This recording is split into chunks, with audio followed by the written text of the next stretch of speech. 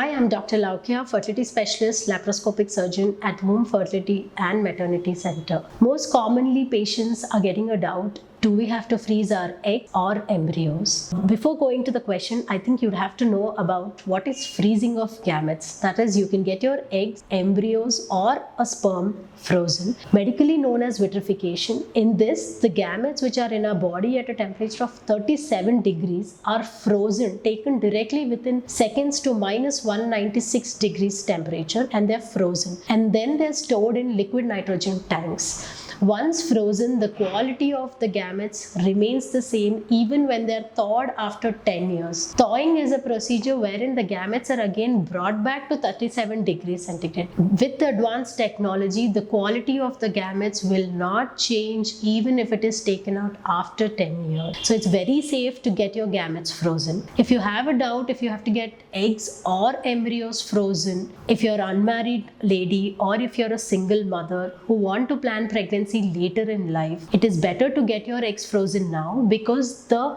egg age will remain the same. Suppose if you're around 30 today, if you freeze around 15 eggs, then the live birth rate is around 80% the chances you can have one live baby. But if you're 40 years, even if you get 15 eggs, the chances to have one live baby drops down to 40%. So when you're at a younger age, like mid-30s, it's always better if you get your egg frozen. Suppose if you're married and you want to postpone your pregnancy, you're career oriented, you have multiple reasons and you don't want to get pregnant now, then you can either go for egg freezing or an embryo freezing. The success rate, the survival rate is almost the same for eggs or embryos, but you have to decide before you get your embryos frozen, because later if you have any familial disputes or anything, then it'll be again an issue whether you want the embryos or what do you want to do with the embryos, because they're already frozen with the male partner. Then you might not have to go back and again think that it would have been better if I would have frozen my eggs. So before freezing your embryos, every female partner should think about it and go ahead if she wants her eggs or her embryos to be frozen.